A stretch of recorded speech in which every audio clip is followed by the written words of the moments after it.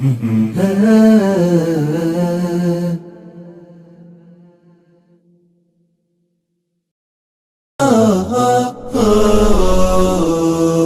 زلت في دفاتري قصيدة،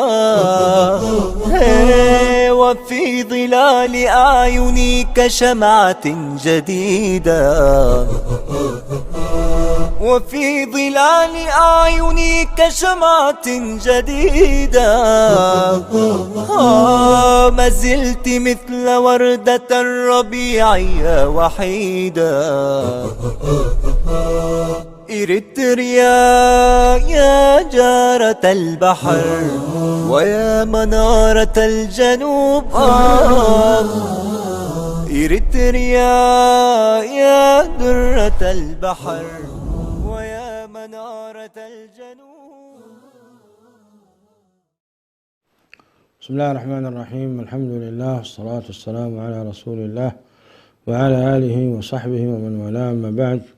مشاهدينا الأكارم، سلام الله عليكم ورحمته وبركاته. أهلا وسهلا ومرحبا بكم في حلقة جديدة من برنامجكم قضايا إريتريا. ما زلنا نتناول قضية التوحيد في إريتريا وقضية الشرك بالله سبحانه وتعالى، أو الأخطاء التي يقع فيها كثير من الناس فيما يخدش جناب التوحيد.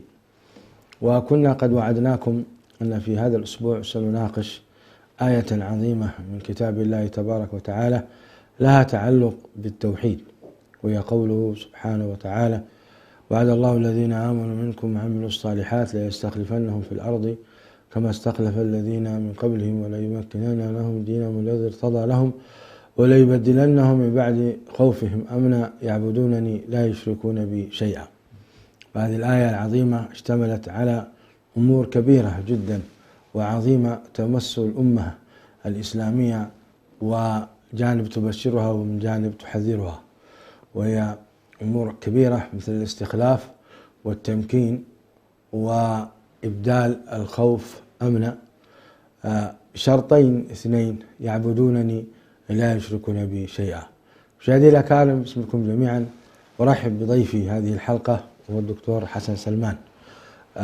نناقش معه هذه الآية الكريمة، سائلين الله تبارك وتعالى أن يفتح علينا وعليه وعليكم جميعا. مشاهدي الأكارم، نرجو أن تتابعونا على موقع سوشيال ميديا التابع لقناة سلام. وعلى بركة الله نبدأ المناقشة والحوار مع شيخنا الدكتور حسن سلمان. أهلا وسهلا بكم. أهلا وسهلا ومرحبا بك وبالمشاهدين. تناولنا في الحلقات السابقة مفهوم التوحيد ومعناه وما ينبغي عليه أن يكون المؤمن، ومفهوم الشرك بالله سبحانه وتعالى وأنواعه، والكفر أيضا وأنواعه، والنفاق وأنواعه، وكذلك الشرك الأصغر والأكبر. تناولنا هذا جميعا، ثم مررنا على هذه الآية الكريمة التي حقيقة تتحدث عن شيء عظيم. وعد الله الذين آمنوا منكم وعملوا الصالحات ليستخلفنهم في الأرض. قضية الاستخلاف شيخ حسن، وقضية التمكين، لا شك أن الله سبحانه وتعالى هو الذي استخلف بني آدم في الأرض بمعنيه الاثنين، إما أنه يكون خليفة لمن كان قبلهم من الجن، أو أنه يكون خليفة عن الله فعلا فيقيم أوامر الله تبارك وتعالى. فنريد أن نتحدث عن هذه الآية. أولا، هي تعني من حينما يقول الله وعد الله الذين آمنوا منكم وعملوا الصالحات؟ هذه الجزئية نفتتح بها هذه الآية الكريمة. الحمد لله رب العالمين، والصلاة والسلام على رسول الله الأمين وعلى آله وصحبه أجمعين، أما بعد. هذه الآية من الآيات العظيمة في كتاب الله تبارك وتعالى في سورة النور، وهي تتحدث عن أمر عظيم وهي أمر الاستخلاف. ومسألة الاستخلاف في كتاب الله تبارك وتعالى هي ثاني محورين أساسيين خلق من أجلهم الإنسان. المحور الأول هو عبادة الله تبارك وتعالى: وما خلقت الجن والإنس إلا ليعبدون. المحور الثاني أنه مستخلف في الأرض ومستعمر فيها. استخلافكم في الأرض إني جاعل في الأرض خليفة. إذن أنت أمام هدفين أساسيين لوجود هذا الإنسان. الجانب الأول أن يعبد الله تبارك وتعالى، الجانب الثاني أن يعمر هذه الأرض بما أمر الله تبارك وتعالى. جميل. فهنا نلاحظ أن الآية تتحدث عن المحور الثاني بشرطية المحور الأول. يعني الله موضوع الاستخلاف، قبل أن آتي الآية، موضوع الاستخلاف في القرآن على نوعين. النوع الأول هو الاستخلاف العام لجميع البشر، مؤمنهم وكافرهم كلهم مستخلفون استخلافا عاما في الأرض، بمعنى كلهم يحق لهم البقاء على وجه هذه الأرض ويستفيدون من خيراتها وكذا. هنالك نوع آخر وهو أن الله يصطفي من هذا الاستخلاف العام مجموعة للاستخلاف الخاص. الاستخلاف الخاص لا يطلق إلا على من قام بأوامر الله تبارك وتعالى، فلا يطلق مثلا للكافر بالمعنى الخاص أنه مستخلف في الأرض، لكنه بالمعنى العام هو من الخلفاء في الأرض. وهذه طبعا يعني سنلاحظها في آيات الاستخلاف بشكل. فمعنى الاستخلاف اللي هو يخلف بعضهم بعضا يدخل فيه الكافر والمسلم، يعني كلهم يخلفون بعضهم بعضا. لكن الاستخلاف الخاص هنا الذي تتكلم عنه الآية، كما استخلف الذين، هنا معنى خاص وليس بالمعنى العام. فهنا فيما يتعلق بالاستخلاف الخاص اللي هو مرتبط بقضية تمكين الدين وإقامة أمر الله تبارك وتعالى والأمر بالمعروف والنهي عن المنكر وغيرها مما يظهر شعائر الله تبارك وتعالى، هذا النوع من الاستخلاف مربوط وعده بأمرين أساسيين، وهو وعد الله الذين آمنوا وعملوا الصالحات. فالاستخلاف الخاص الذي هو وعد من الله، لاحظ هنا ليس بكد الإنسان، كده فقط في أن تفعل ما أمرك الله تبارك وتعالى به لتنال وعده. يا سلام. تنال وعد الله، ووعد الله تبارك وتعالى لا يتخلف بخلاف وعيده. جميل. متى ما توفر الوعد، متى ما توفر الشرط نزل الوعد. يا سلام. هنا ندرك بأنه والله متى ما غاب الاستخلاف الخاص في الأمة فهنالك خلل فيما أمر الله تبارك وتعالى به من شروط، وهو توفير الإيمان وتوفير العمل الصالح الذي يحقق لنا وعد الله تبارك وتعالى في الاستخلاف. فهنا على كل عبارة وعد الله الذين آمنوا منكم وعملوا الصالحات، كلمة منكم قد يكون مراد منها بشكل مباشر أصحاب النبي صلى الله عليه وسلم ابتداء، لكنها بالمعنى الأعم فإنها تطلق على كل من انطبقت فيه صفة الإيمان وصفة صفة العمل الصالح ممن تبع أصحاب النبي صلى الله عليه وآله وسلم. لكن ابتداء يتحقق هذا الوعد بشروطه الكاملة لأصحاب النبي صلى الله عليه وسلم، ثم من تبعهم بعد ذلك، ما أنا عليه وأصحابي كما قال النبي صلى الله عليه وسلم. فهذا على كل هو فيما يتعلق بموضوع الوعد وموضوع الاستخلاف الخاص الذي هو يعني قيام الإنسان في الأرض بأوامر الله تبارك وتعالى، وليس الاستخلاف العام الذي يكون جميل. نحن نريد أن نتحدث عن الذين آمنوا، وعد الله الذين آمنوا منكم. نعم. ما هو هذا الإيمان يا شيخ حسن؟ طيب بالنسبة ما هذه هي الأعمال الصالحة؟ نعم. بالنسبة لمسمى الإيمان طبعا ورد في حديث جبريل قال أخبرني عن الإيمان، قال الإيمان أن تؤمن بالله وكذا. لكن في أحاديث أخرى تبين أن الإيمان، وآيات كذلك، آيات عديدة جدا تبين ما هو الإيمان الذي يريده الله تبارك وتعالى. فمثلا الله عز وجل يقول ألف لام ميم ذلك الكتاب لا ريب فيه هدى للمتقين الذين يؤمنون بالغيب ويقيمون الصلاة ومما رزقناهم ينفقون والذين يؤمنون بما أنزل إليك وما أنزل من قبلك وبالآخرة هم يوقنون أولئك على هدى من ربهم وأولئك هم المفلحون. كذلك نجد آيات أخرى تتحدث عن أهل الإيمان الحق. فمثلا الذين إذا ذكر الله وجلت قلوبهم، إنما المؤمنون الذين إذا ذكر الله وجلت قلوبهم وإذا تليت عليهم آياته زادتهم إيمانا وعلى ربهم يتوكلون. هذه المعاني على كل هذه المعاني كلها وعباد الرحمن، هذه كل الآيات التي تتكلم عن إيمان المتجاوز للإسلام للعلم. يعني الإسلام هو الحد الأدنى من الإيمان، الحد الأدنى من الإيمان الذي يتحقق بأشهد أن لا إله إلا الله وأن محمد رسول الله. هذه الوعود الثلاثة لا تتحقق إلا للمؤمنين وليست للمسلمين. معظم آيات النصر، آيات التمكين، آيات الفتح كلها للمؤمنين.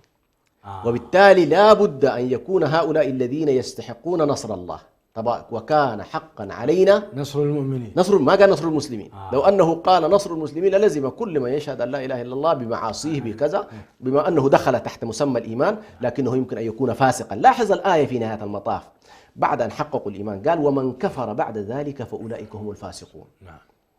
وربما يكون هذا النوع من الكفر أحيانا قد لا يكون الكفر المخرج من الملة، قد يكون كفر النعم، يعني قد يكون من هذا النوع. فعلى كل، الإيمان الذي يعني يؤدي إلى تنزل نصر الله تبارك وتعالى هو الذي أدى إلى مستويات متقدمة من الإيمان. ذكر الله وجلت قلوبهم إذا تليت عليهم آيات زادتهم إيمانا على ربهم يتوكلون.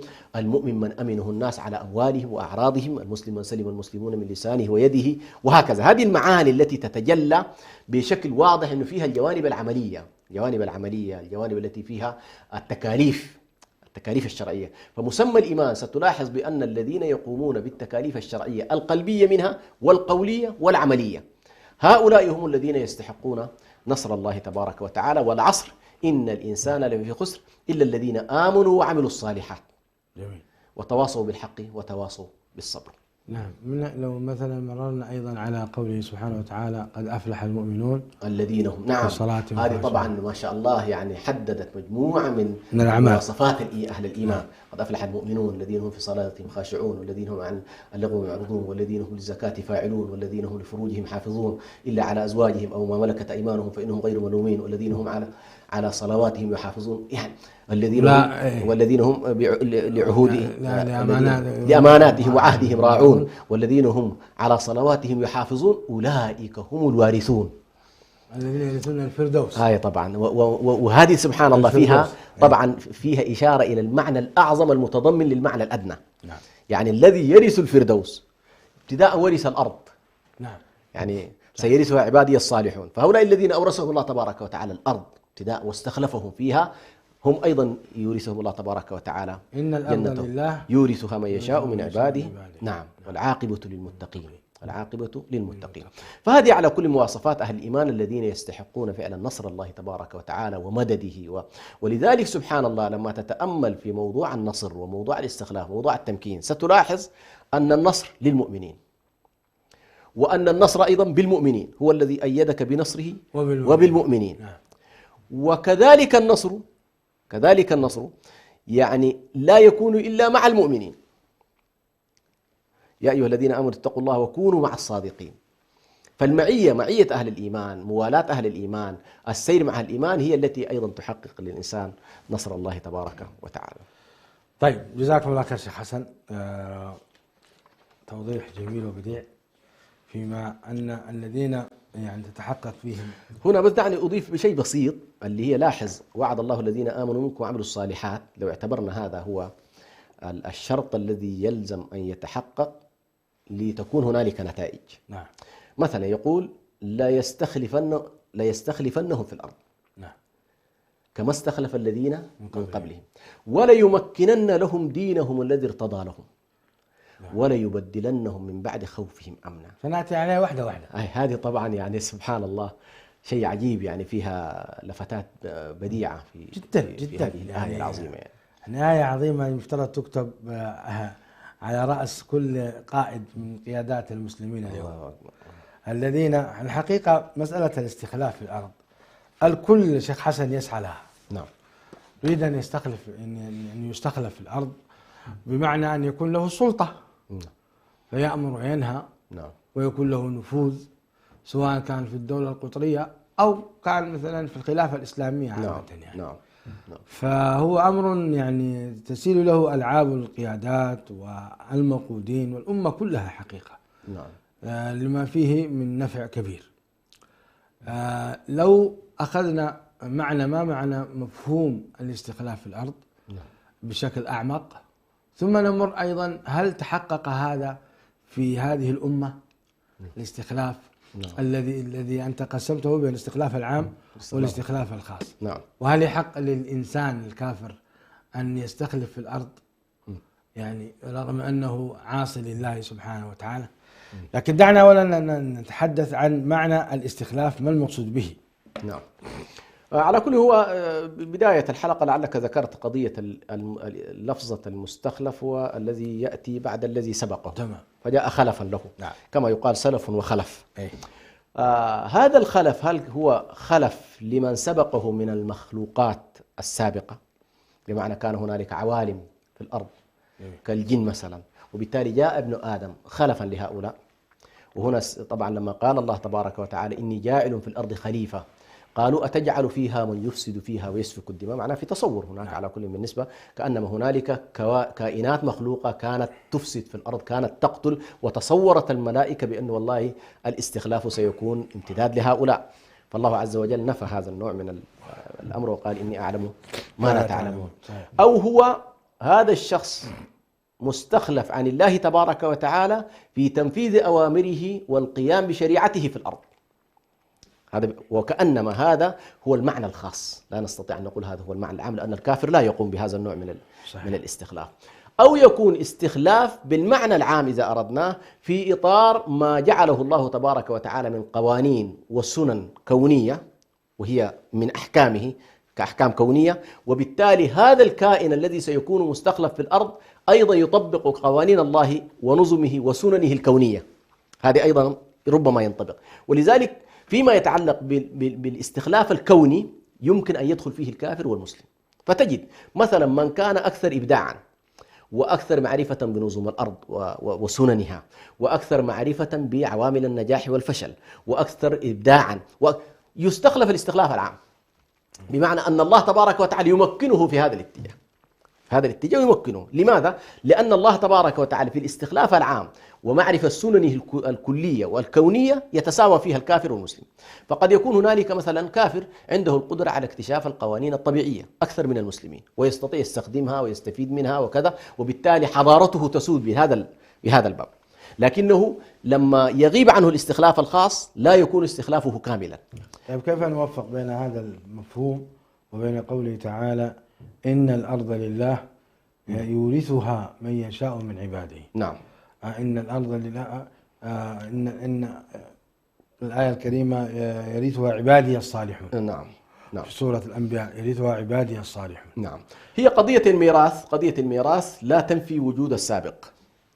قضية الميراث لا تنفي وجود السابق، بمعنى الآن لما نقسم الورثة هنالك ميت فيرثه أبناؤه ويرثه أقرباؤه وكذا، في شيء على كل سبق. فالآية تتحدث عن أن مآل ومنتهى ما ستؤول إليه البشرية هو أن الله تبارك وتعالى يورث أرضه ويورث يعني ملكه في هذه الأرض لعباده الصالحين. ولكن من الناحية الواقعية لا يعني النفي. لا، من ناحية واقعية وتاريخية طبعا واضح جدا أن هنالك استخلاف للكفار، يعني تمكين للكفار ومكن لهم وحضور لهم في بعض المحطات، لكنه لا يدوم، إنما هي حالة عابرة. جميل، لكنه لا يدوم. فترات بقاء الكافر على الاستخلاف من حيث لو استقرأنا من عهد النبي عليه الصلاة والسلام.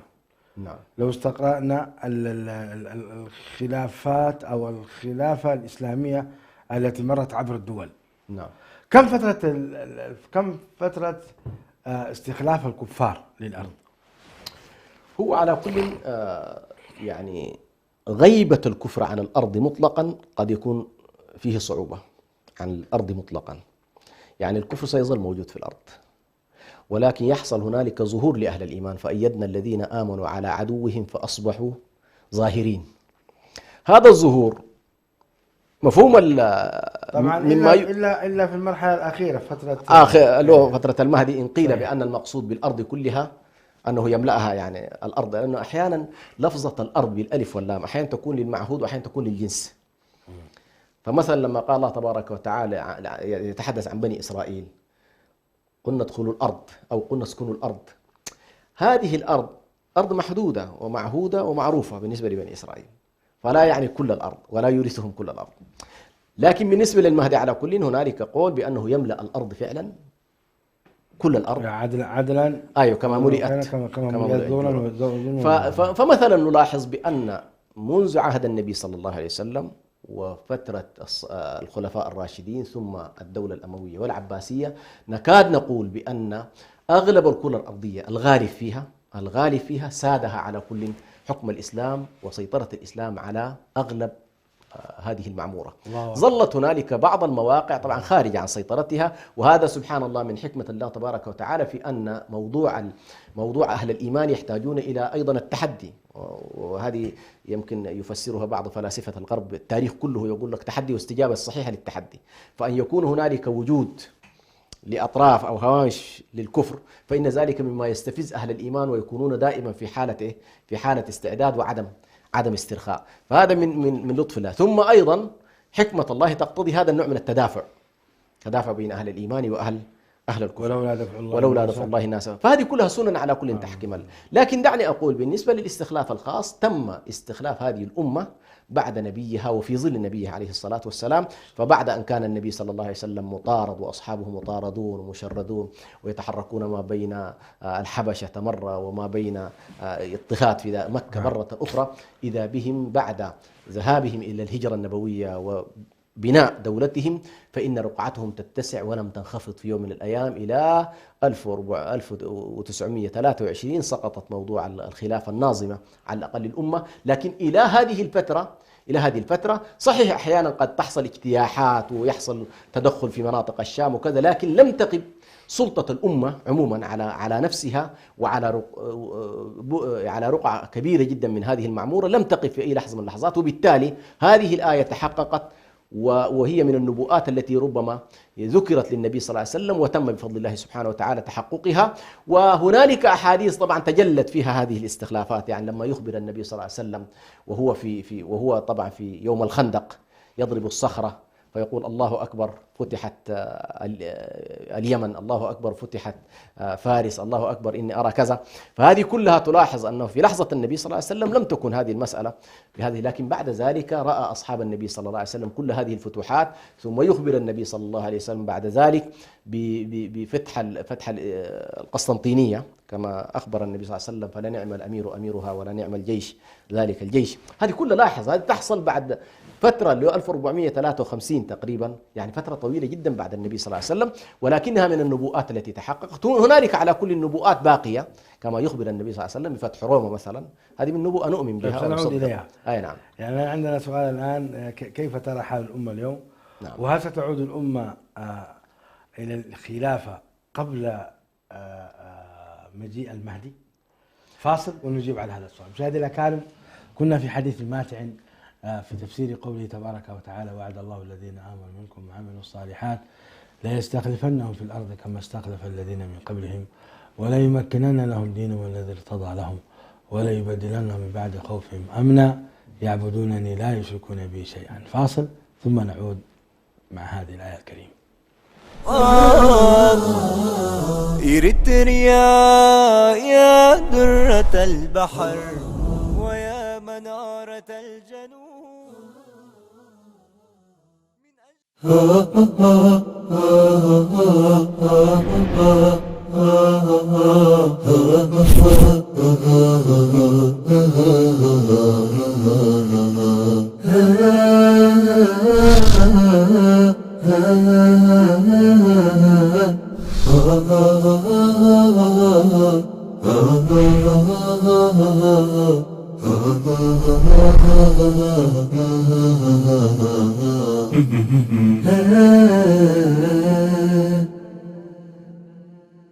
وهذا البرنامج يتناول تاريخية اللغة العربية في مر العصور والدهور، ومن حيث نهضتها وانتشارها.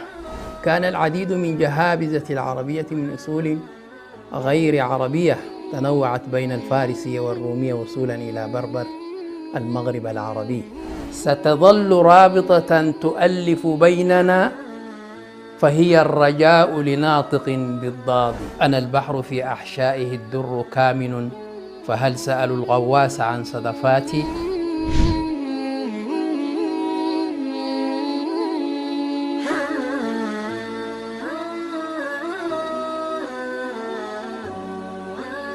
هي أهم المواضيع التي نخوض فيها نحن الشباب ولا نكف الحديث عنها. أو ما هي الأمور الدارجة التي أصبحت تسيطر على جل اهتماماتنا وآرائنا؟ وماذا ينتظرنا في المستقبل وكيف نعد له؟ لنؤكد على أهمية هذه الفئة العمرية، ولنكذب من قال إن الشباب رداء اللهو واللعب. يدور برنامجنا الشبابي حول سلسلة من المواضيع التي تهم الشباب على نحو خاص وتتناول قضاياهم الدارجة، ونحاول الاقتراب إلى كل ما يجول في خواطرهم ويشغل تفكيرهم وطرح الحلول والآراء الممكنة، والخوض في العالم الرقمي والرياضي والثقافي وكل ممتع مفيد. ترقبونا في حلقة أسبوعية على شاشة قناة سلام الفضائية. أنس وصحاب في ساعة الشباب.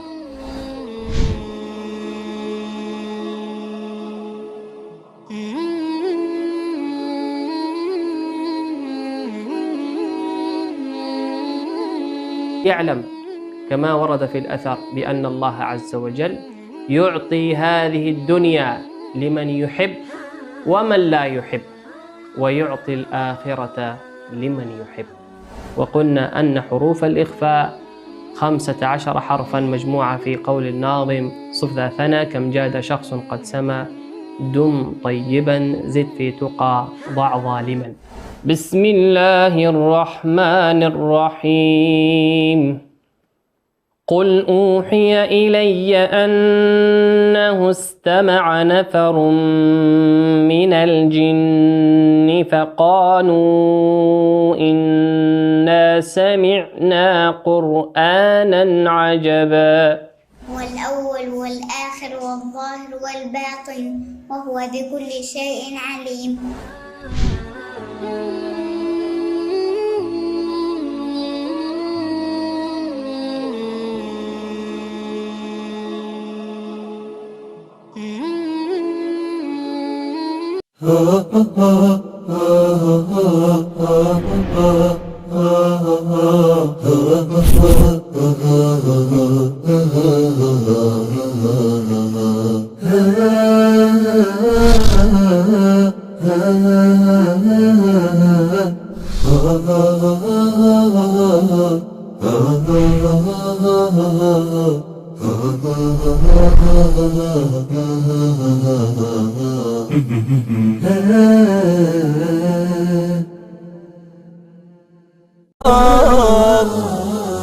إريتريا يا درة البحر ويا منارة الجنوب.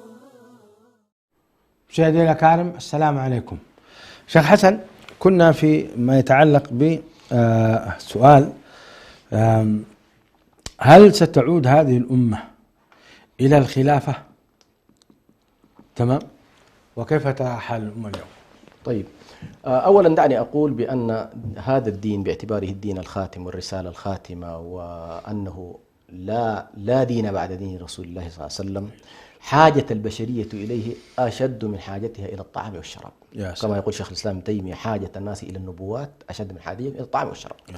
وكلما رأيت البشرية قد ضلت وأحدثت في نفوسها فراغا هائلا من الناحية الروحية، تأكد بأن هذا مقدمة العودة إلى الإسلام ومقدمة العودة إلى الدين. يعني نحن أحيانا يزعجنا جدا الضلال والغضب الذي ربما يعني سلوك الناس طريق المغضوب عليهم والضالين وكذا، لكن كلما اشتد الظلام كان ذلك بداية الفجر.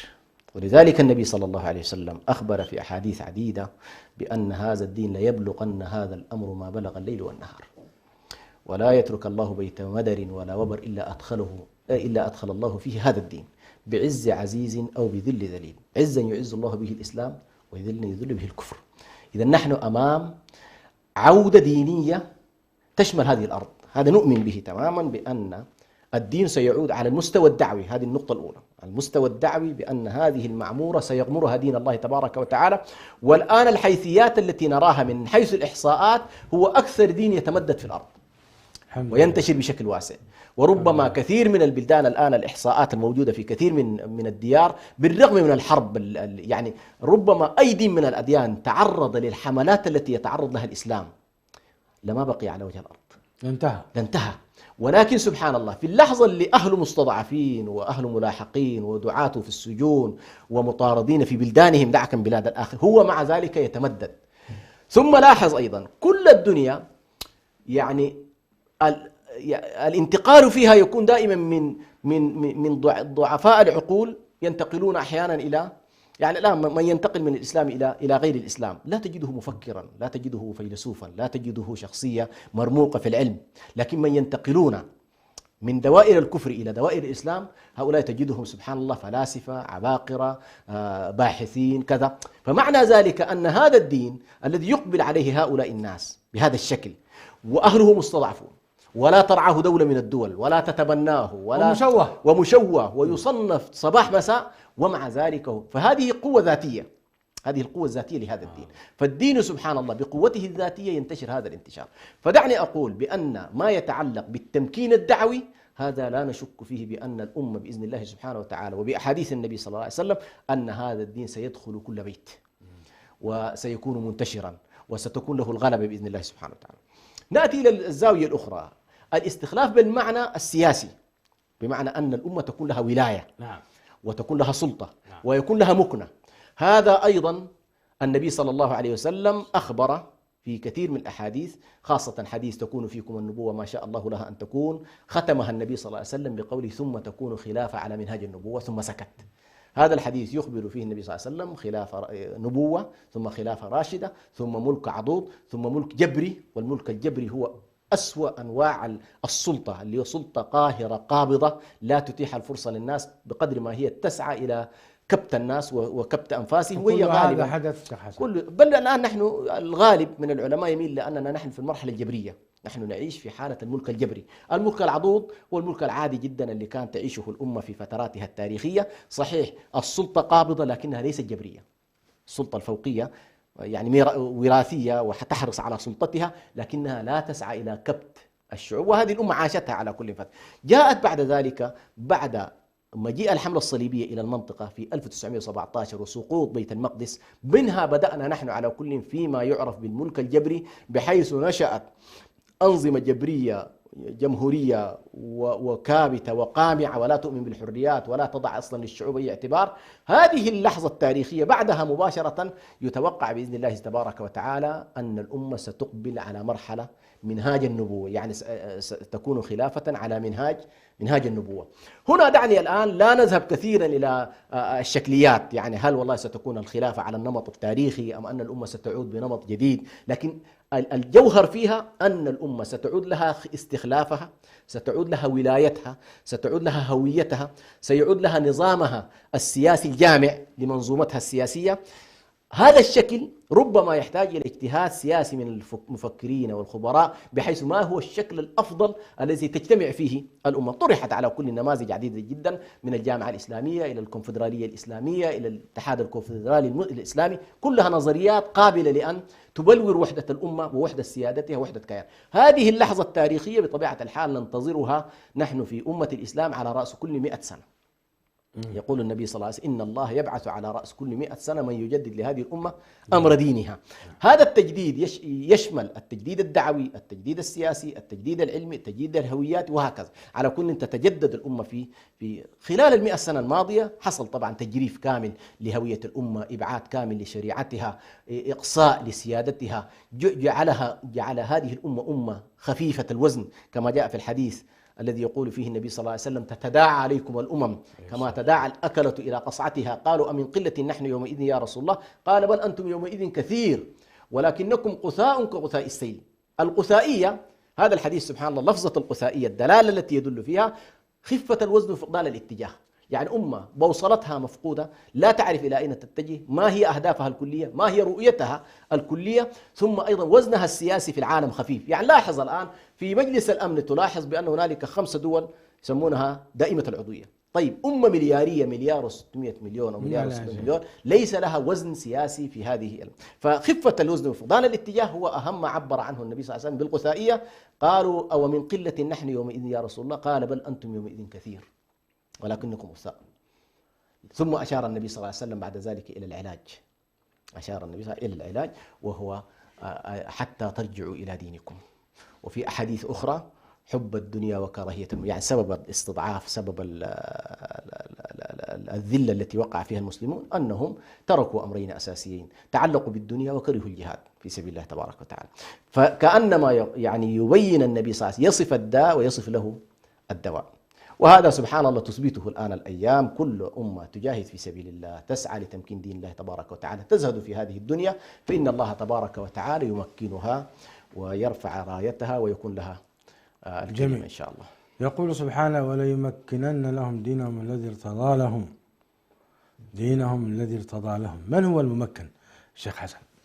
طبعا هنا لاحظ كل الآيات الثلاث لا يستخلفنهم، لأنه هناك قال وعد الله، وبالتالي قال لا يستخلفنهم في الأرض ولا يمكنن لهم من الذي ترضى ولا يبدلنهم من بعد خوفهم. الثلاثة هذه 3 أشياء كلها الفاعل فيها هو الله. الفاعل فيها هو الله. أنت ما المطلوب منك؟ أنت مطلوب منك أن تقوم بالإيمان والعمل الصالح. ثمرة هذا أو نتيجة هذا الموضوع وما يترتب عليه ليس منك، هو من الله سبحانه وتعالى. فالله يمكنك والله يستخلفك والله يبدلك من بعد خوفك أمنا، بس بشرط أنت تحقق الجانب الأول. ثم بعد ذلك يعبدونني لا يشركون بشيء. إما أنها ستظل حالة، أي ينبغي أن ينتهي الأمر كله إلى أن يكون الله هو المعبود، يعني النظام الذي سينشأ يكون لم نصل إليها بعد. نعم. ما زلنا الآن فعلى كل موضوع الثلاثة أن الله تبارك أيضا وتعالى هو الذي يحقق للناس هذه الأشياء. كأنما يعني نحن نقول دائما في أحيانا بعض المتصوفة يستخدمون مصطلح المقام ومصطلح الحال، فكأنما الإيمان والعمل الصالح مقام، والتمكين والاستخلاف والأمن أحوال. كأنما الله تبارك وتعالى هذه هبات يهبها لهؤلاء، يعني من آمن بالله وأقام الأعمال الصالحة تأتيه هبات الله تبارك وتعالى بالتمكين والاستخلاف والأمن.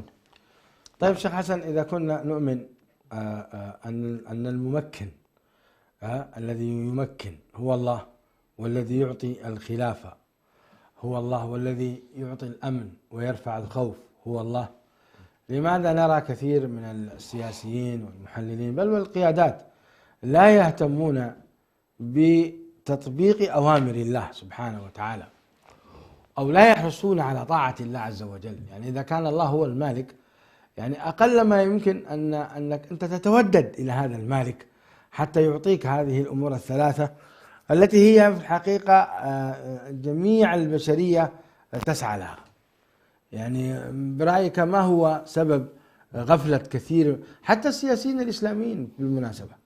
يعني يركزون على الماديات دون ذلك. تعليقكم شيخ حسن؟ على كل الأسف الشديد دعني أقول بأن هنالك تأثير وتأثر عموما في الثقافات وفي الأديان وفي المجتمعات. يعني أحيانا صحيح الشخص ينتسب إلى المنظومة الإسلامية، ولكن طرائق التفكير عنده قد لا تكون هي الطرائق الإسلامية بطبيعة الحال.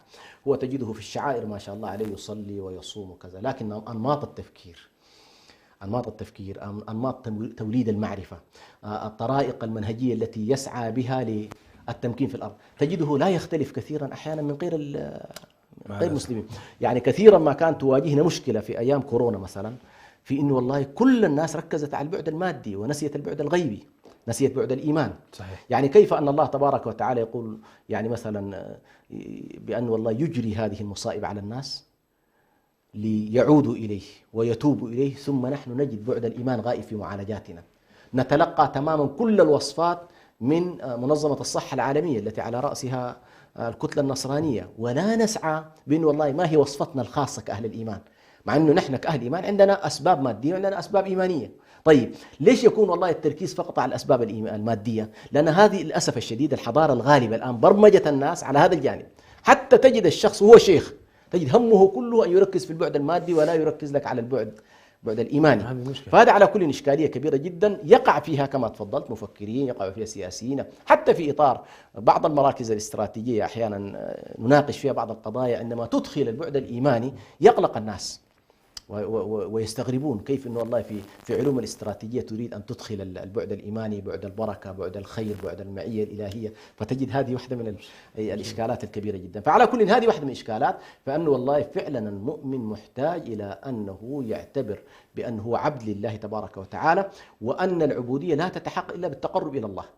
أنت مكلف بأمر قم به، والله تبارك وتعالى يقوم بما يعني هو الذي يتولى بعد ذلك الأمور الأخرى. أنت قال لك والله آمن وأعمل الصالحات، ثم حذرك من شيء آخر في هذه المسألة، أن نيتك يجب أن تكون خالصة لله تبارك وتعالى. تلك الدار الآخرة نجعلها للذين لا يريدون علوا في الأرض ولا فسادا والعاقبة للمتقين.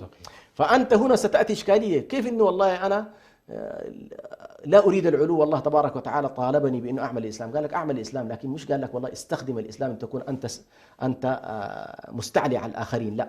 ولذلك هنا الله تبارك وتعالى يقول ولا يمكنن لهم دينهم. وهنا إشكالية كبيرة جدا في مفهوم التمكين.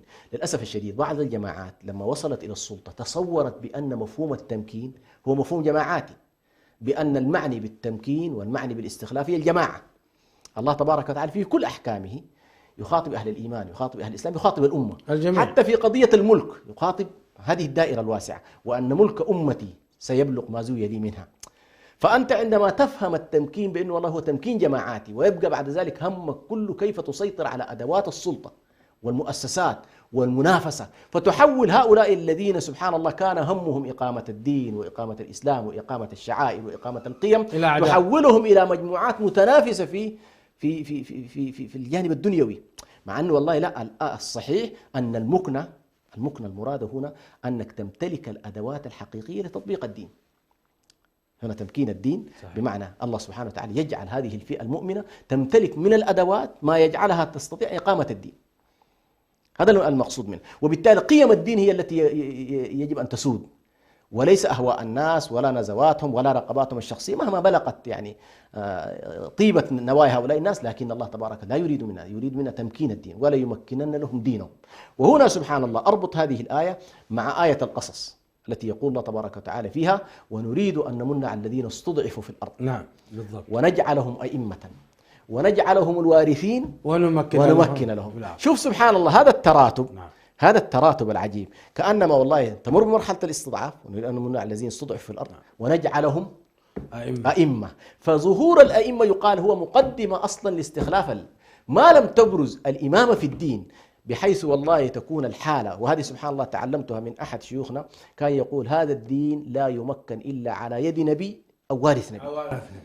ورثة الأنبياء يقوم على أيديهم هذا الأمر. وبالتالي أمة الإسلام إذا لم يتصدر لها ورثة الأنبياء ويقودونها بأمر الله تبارك وتعالى ويتجهون بها بوعي وإدراك وفهم عميق لدين الله تبارك وتعالى، لا نستطيع أن نتنبأ أو نتصور بأنه والله يمكن للدين. لماذا؟ لأن الله يأبى لدينه أن يتصدره من هو جاهل به. صحيح.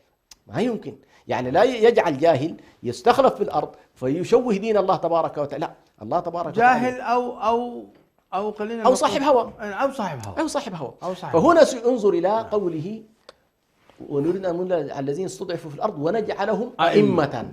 فكأنما إمامتهم في الدعوة وإمامتهم في السلوك، إمامتهم في التربية، أحاطت بهم السلة المؤمنة التي تجعلهم بعد ذلك ورثة في الأرض.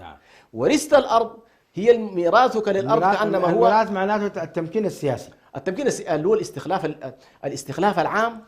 ثم هذا الاستخلاف العام إذا طبقت فيه القيم الدينية الرسالية تحولت إلى التمكين الديني. فهنا فرق كبير. أحيانا قد يصل الشخص إلى السلطة ولكن لا يصل معه الرسالة للأسف. هنا لو تذكر أحد الجلسات أحد المشايخ نبهنا إلى: قل اللهم مالك الملك تؤتي الملك من تشاء. صحيح. مش كده؟ وتعز من تشاء. فأحيانا قد يؤتيه الله الملك ولا يؤتيه العزة. نعم. وقد يؤتيه العزة ولا يؤتيه الملك. بمعنى شخص مؤمن بسيط جدا جالس على الأرض، ولكن عزته تملأ ما بين السماء والأرض.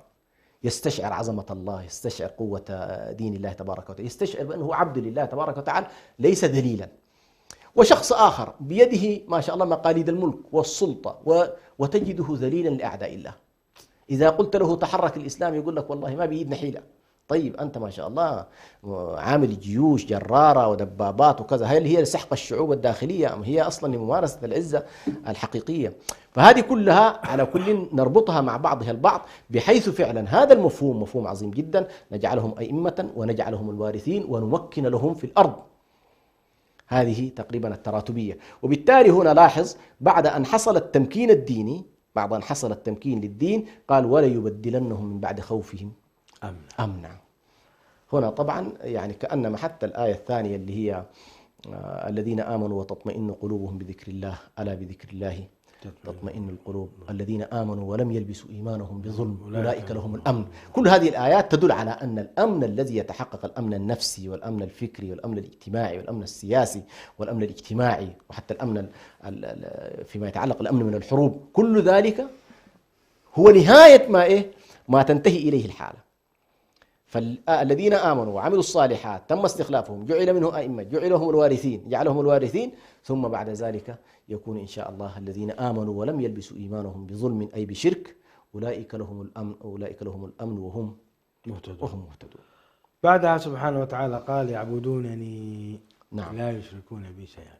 نعم. معنى الآية، ما المقصود بالعبادة حقيقة هنا؟ هذه الآية هنا. استوقفتني كثيرا، نعم. يعني تستوقفني دائما، وناقشت فيها بعض المشايخ والعلماء حول أنه والله هل هي شرط أم هي غاية؟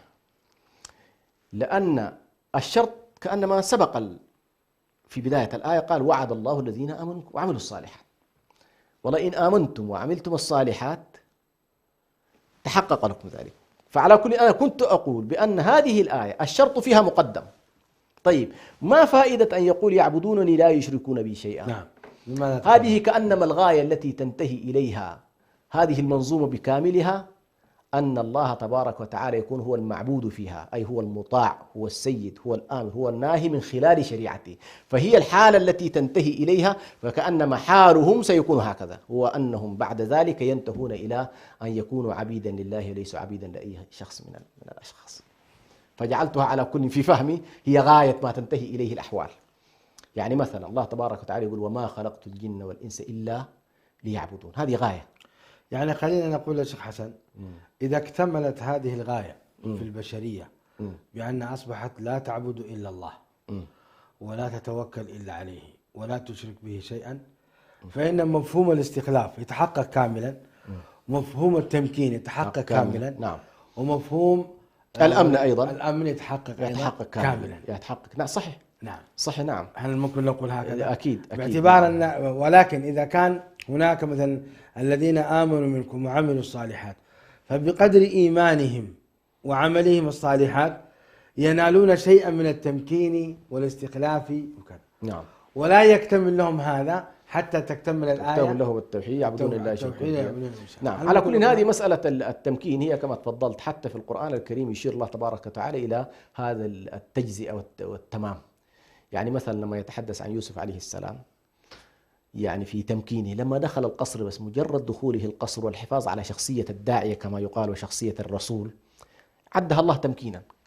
كذلك مكنا ليوسف. لاحظ، ثم بعد ذلك لما خرج من السجن والإشكالات الكبيرة وملكه الله تبارك وتعالى مفاتيح الوزارة، أيضا قال إيه كذلك نمكن مكنا ليوسف في الأرض يتبوأ منها حيث يشاء. فذكر التمكين. أحيانا قد تكون الحالة الجزئية التي تحافظ فيها الدعوة على رجالها وعلى انتشارها وعلى جماعتها العامل للإسلام دون مضايقة دون كذا دون ملاحقات، هذا نمط من أنماط التمكين الجزئي. لكن لن يكتمل هذا التمكين إلا عندما تتحول من النمط العادي الذي يكون فيه نمط الوجود فقط إلى نمط التمكين. هنا هي الحالة الثانية وهو التمكين الكامل الذي يكون وحتى في الكامل هنا نلاحظ أن يوسف عليه السلام يمكن أن نقول أيضا في هذه الآية نفسها تمكينه لم يكن بالتمكين الذي استلم فيه مقاليد كل البلد قدر ما كان وزير من الوزراء، لكن كلمته كانت هي المؤثرة في الدولة وهي التي كانت تجري. خاتمة الآية ومن كفر بعد ذلك فأولئك هم الفاسقون، ما الرابط بينها وبين صدر الآية وعد الله الذين آمنوا منكم؟ أحسنت. الفسق هو على كل عملية الخروج، ولذلك الفأرة تسمى فويسقة أو فاسقة لأن تخرج من جحرها إلى الخارج. فبعد أن انتهت الحالة إلى إقامة الدين والاستخلاف والتمكين وكذا، ينبهنا الله تبارك وتعالى على قضية مهمة جدا، وهو الانحدار وارد لكن ليس حتمي. كأنما الله يقول أنتم وصلتم القمة، سنن الله تقتضي أنه بعد التمام قد يكون إيه؟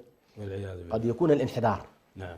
قد يكون هذه على كل سنة في علم الحضارات، كيف أنه والله تبلغ القمة وتنحدر. نحن نقول هذا الانحدار ليس حتمي، يعني بإمكان الناس أن يحافظوا على إيه؟ على وضعهم. مثلا الأمر بالمعروف، النهي عن المنكر، الذين إن مكناهم في الأرض أقاموا الصلاة وآتوا الزكاة وأمروا بالمعروف ونهوا عن المنكر. إذا كانت هذه فاعلة باستمرار ولم تضعف فإن الاستمرار يطول.